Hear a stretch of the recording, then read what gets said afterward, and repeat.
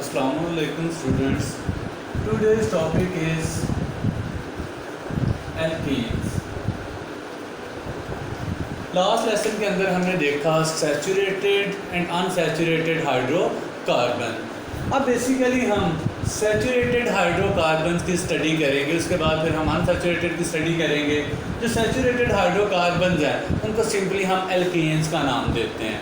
Alkanes हम ऐसे organic compounds को कहते हैं ऐसे जिनके अंदर कार्बन सारे के सारे सिंगल बैंड के साथ अटैच होता है। कार्बन कार्बन के साथ भी सिंगल बॉन्ड ही बनाएगा, जितनी मर्जी लंबी चेन हो जाए। इस तरह कंपाउंड को सिंपली हम एल्केन्स का नाम दे सकते हैं। इनको एक और नाम भी दिया जाता है, this is known as paraffins.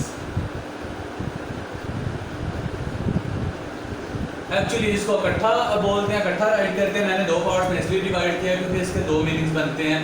Para means less and fin mean affinity, क्योंकि इसके कार्बन के साथ बाकी सारे बॉन्ड जितने भी कार्बन अटैच होंगे सिंगल बॉन्ड होंगे। तो इन सिंगल बॉन्ड्स की वजह से ये अपनी सारी बैलेंसेज फुल्ली सेटिस्फाइड कर देता है। अब कार्बन के जैसे कि 4 बॉन्ड पूरे होने चाहिए, ये सारे के सारे 4 बॉन्ड सिंगल बॉन्ड के साथ क्लियर करता है। चारों साइड पे 4 चीज़ें अटैच हो चुकी हैं। अब ये मज़ीद किसी भी चीज़ को अपने साथ ऐड या अटैच नहीं करेगा, यानी इसके पास इतनी अफिनिटी, इतनी स्पेस, इतनी सलाहियत नहीं है कि अब ये मज़ीद किसी चीज़ को अपने साथ ऐड कर देगा, यानी लेस अफिनिटी वाला कंपाउंड है। इसी वजह से एल्केन्स को दूसरा नाम पैराफिन्स का दिया जाता है। इसके अलावा इनकी रिएक्टिविटी भी कम होती है, उसी वजह से इनको एल्केन्स या पैराफिन्स का नाम दे दिया जाता है। अगर हम जर्नल फार्मूला की बात करें तो एल्केन्स के लिए जर्नल फार्मूला राइट करेंगे CnH2n+2। बेटा ये वाला ऐसा फार्मूला जिसको आई होप मैं लास्ट चैप्टर में 2 से 3 दफ़ा आपको बता चुका हूँ, इसका यूज़ भी बता चुका हूँ कि इसको किस तरह आपने यूज़ करके डिफरेंट ऑर्गेनिक कंपाउंड जो है उनको ड्राइव करना है। जैसे कि मैंने डिफरेंट एग्जांपल दी थी। आई होप मुझे इस दफ़ा आपको वो एग्जांपल देकर प्रूव करने की ज़रूरत नहीं है, क्योंकि यहाँ पे हमें बेसिकली देखना होता है कितने कार्बन के एटम हैं, उन्हीं कार्बन के एटम की तादाद पुट करके इनकी यहाँ पे भी इनकी वैल्यू पुट करके हम कार्बन और हाइड्रोजन की एग्जैक्ट वैल्यू या एग्जैक्ट मॉलिक्यूलर फार्मूला को ड्राइव कर सकते हैं। अगर हम इनके कंपाउंड्स की बात करें तो वो भी मैं काफ़ी दफ़ा आपको राइट करके दिखा चुका हूँ। इनमें आ जाते हैं, अगर हम CH4 को राइट करें तो दिस इज मीथेन। अगर हम C2H6 को राइट करें तो ईथेन। C3H8 को राइट करें तो प्रोपेन। C4H10 को राइट करें तो ब्यूटेन। C5H12 को राइट करें तो पेंटेन। फिर हेक्सेन, हेप्टेन, ऑक्टेन, नॉन एल्डिकेन, यहाँ तक तो हमने अक्सर बेशतर इसके बारे में पढ़ा होता है। तो कम से कम हमें इतने कंपाउंड्स के नाम याद होने चाहिए। These are all examples of alkanes.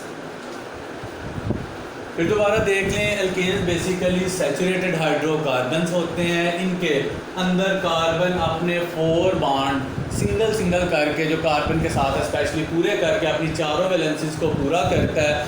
इसी वजह से this is fully satisfied valency compound, और इसी वजह से वो किसी और चीज़ को अपने साथ ऐड या अटैच नहीं कर पाते, इसलिए इनको पैराफिन यानी लेस अफिनिटी वाला कंपाउंड कहा जाता है। उसके अलावा इनकी रिएक्टिविटी भी कम होती है। और अगर हम बात करें जनरल फार्मूला तो इसको हम राइट करते हैं CnH2n+2। ये मेन चीज़ें, ये मेन डेफिनेशन है अल्केन की जो आपने लर्न करनी है। अब आपको मैंने कुछ एग्जांपल्स राइट किए, आप इन्हीं एग्जांपल्स को मतलब लर्न कर लें तो इसकी जगह पुट करके आप 2 मार्क्स पूरे बोर्ड के पेपर में ले सकते हैं अगर इसकी डेफिनेशन पूछी जाए। अब हम बात करते हैं इसके सोर्सेज की। सोर्सेज हम कहते हैं कि कोई चीज़ कहाँ से हमें हासिल हो रही है, कहाँ से हमें मिल रही है, उसके लिए हम लफ्ज़ इस्तेमाल करते हैं सोर्सेज का। जो ऑर्गेनिक कंपाउंड हैं उनके सोर्सेज की अगर हम बात करें तो पेट्रोलियम और नेचुरल गैस।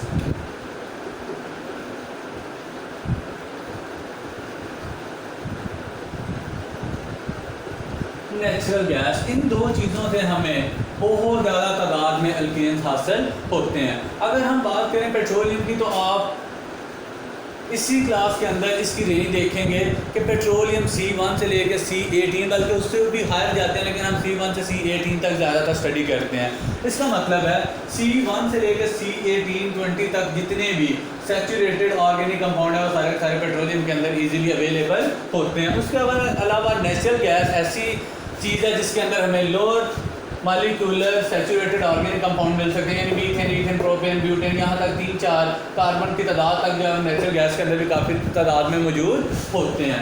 अगर हम इसके सोर्सेज की बात करें तो सेकंड में हम कहते हैं कि जो नेचुरल गैस है CNG वगैरह, उसके अंदर हमारे पास 85% तक मीथेन होती है। मैंने इससे पहले भी आपसे डिस्कस किया था, इसको रफली हम या एवरेज की बेस पे 85% मीथेन लिख देते हैं, लेकिन ये इस मीथेन की परसेंटेज किसी नेचुरल गैस पे डिपेंड करती है कि वो कहाँ से एक्सप्लोर हो रही है। कुछ के ऊपर ज़्यादा केमिकल डिके प्रोसेस, कुछ के ऊपर ज़्यादा टेम्परेचर की वजह से, कुछ ज़्यादा प्रेशर की वजह से, कुछ प्लेसेस के अंदर हम नेचुरल गैस के अंदर मीथेन की परसेंटेज वेरी होते हुए देखते हैं। ये 80 से 1-2% कम भी हो जाती है, यानी ऑलमोस्ट इसको 78, 79 या 80 से लेकर 90, 92 तक कंसिडर किया जा सकता है। लेकिन ऑन एवरेज बेसिस हम कहते हैं नेचुरल गैस के अंदर ऑलमोस्ट 85% मीथेन है। अगर इसके अंदर 85% तक मीथेन हो तो हम कहते हैं कि ऑर्गेनिक कंपाउंड जो सैचुरेटेड फॉर्म में है यानी अल्केन्स हैं, उनमें से मीथेन का सबसे मेन सोर्स कौन सा होगा? Natural gas. जो कुदरती गैस हम यूज़ करते हैं फॉर कुकिंग पर्पज़ और गाड़ियों वगैरह के अंदर भी इसको इस्तेमाल करते हैं। उसके अलावा जो बाकी 15% है उनमें भी यही चीज़ें आएंगी मोस्टली, या फिर इसके अलावा कुछ अनसैचुरेटेड कंपाउंड भी आ सकते हैं।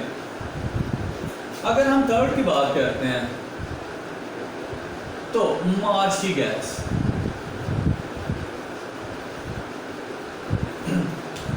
Marshy gas basically marshy word निकला है मार्श प्लेसेस से।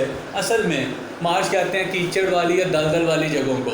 तो जो कीचड़ या दलदल वाली जगह होती है, जैसे हम देखते हैं घरों की ये जो नालियाँ सेवरेज सिस्टम होता है उसके अंदर नालियाँ, उनमें से जो मतलब फिल होती हैं उनके अंदर छोटे छोटे बबल्स निकलते रहते हैं। वो बेसिकली जो बबल्स निकलते हैं वो भी मार्शी गैस होती है, जिसका हम आमतौर पर मीथेन का नाम भी दे देते हैं। तो मार्शी गैस यानी दलदल इलाकों में, उसके अलावा कीचड़ वाली जोड़ वाली जगहों पे जहाँ पे कीचड़ वगैरह जमा हो जाता है, मुख्तलिफ गैसेज वहाँ से इवॉल्व होती रहती हैं। तो बेसिकली वहाँ से अल्केन या मार्शी गैस या फिर मीथेन वगैरह भी इवॉल्व हो रही होती है। उसके अलावा अगर हम बात करें तो 4th नंबर पे हम लिख लेते हैं फ्यूल गैस। अब ये फ्यूल गैस कौन सी चीज़ है? हम देखते हैं कि ये जो जितने पेट्रोलियम वगैरह हैं वहाँ से कुछ ना कुछ गैसेस जो एवेपोरेट होती रहती हैं, तो वो सारी की सारी एयर के अंदर शामिल हो जाती हैं या इधर उधर मूव कर देती हैं जब हम उसको ओपन फॉर्म में रखें। नहीं तो अगर उसको हम क्लोज फॉर्म में रखें तो उसके सारे के सारे वेपर्स ऊपर वाली लेयर में उस कंटेनर के मौजूद होंगे। तो वो सारी गैसेज ओवरऑल हम क्या नाम देंगे उनको? Fuel gas. तो फ्यूल गैस में हमें पता है कि लिक्विड अगर एवेपोरेट होता है तो सबसे कम मालिकुलर मैस वाले और हाई एनर्जी पार्टिकल जो है उनको एवेपोरेट करना हमारे लिए आसान है। अगर ये प्रोसेस हम देखें तो लोअर मालिकुलर मैस हाइड्रोकार्बन जो होते हैं वो फ्यूल गैस के अंदर इंक्लूड करेंगे, लेकिन वहाँ पे भी फ्यूल गैस के अंदर भी चांस है कि हमारे पास सैचुरेटेड ऑर्गेनिक कंपाउंड मौजूद होंगे। उसके अलावा हम कहते हैं ये जो कोल गैस होती है, ड्यू टू हाई टेम्परेचर कोल के कुछ पार्टिकल जो है वो एवेपोरेट करना स्टार्ट कर देते हैं, उसके ऊपर in the form of gas gather करना स्टार्ट कर देते हैं। बात फिर वही आएगी कि कोल के भी जो लाइटर मालिकुलर मैस या lower molecular mass, lower boiling hydrocarbon है वो एवेपोरेट करेंगे। और अगर हम लोअर बॉइलिंग पॉइंट हाइड्रोकार्बन की बात करें तो ये स्टार्ट वाले 3-4 ऑर्गेनिक कंपाउंड जो सैचुरेटेड फॉर्म में जिनको हम अल्केन कहते हैं वो भी कोल गैस के अंदर मौजूद होंगे। अगर हम 5th पॉइंट की बात करें तो हम कहते हैं सेवेज गैस, गोबर गैस एक्सेट्रा।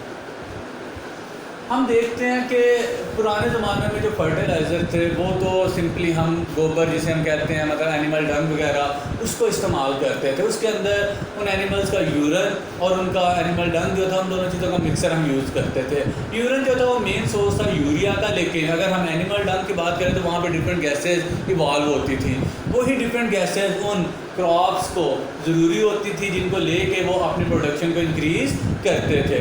सो कहने की बात यह है कि गोबर गैस या सेवेज गैस जो है इन सेवेज या गोबर में से डिफरेंट गैसेज इवॉल्व होती हैं। उसके अलावा आप देख लें, जहाँ पे गोबर वगैरह ज़्यादा मिकदार में पड़ा उसके पास से गुजरे तो आपको वहाँ से स्मेल आती है। उसके अलावा भी ये जो मतलब कुछ प्लेसेस होती हैं जहाँ पे सारा कूड़ा क्रिकेट लोग अपना ला के फेंक देते हैं, अगर उन प्लेसेस के पास से भी गुजरे तो आपको डिफरेंट स्मेल फील होती हैं। तो बेसिकली वहाँ से डिफरेंट गैसेज इवॉल्व हो रही होती हैं। तो ये चीज़ें जो है ये भी अल्केन या उसमें मौजूद मीथेन, ईथेन, प्रोपेन, इस तरह के डिफरेंट गैसेस का सोर्स बनते हैं। तो बेसिकली जो हमारे पास अल्केन है उनके मेन सोर्स मैंने आपको बता दिए। उसके अलावा आजकल आर्टिफिशली भी इनको लेबॉर्ट्री के अंदर खुद से भी प्रिपेयर करके काफ़ी तादाद में बनाया जा रहा है। आई होप बेटा आपको अल्केन की डेफिनेशन और उसके सोर्सेज का कॉन्सेप्ट जो है वो क्लियर हो गया होगा। इंशाल्लाह नेक्स्ट लेसन के अंदर हम इसकी प्रिपरेशन, इसकी प्रॉपर्टीज़, इसके रिएक्शन और इसके यूज़र वगैरह की स्टडी करेंगे। 1 से 2 लेसन के अंदर इंशाल्लाह मैं इनको कंप्लीट करने की कोशिश करूँगा। Thank you.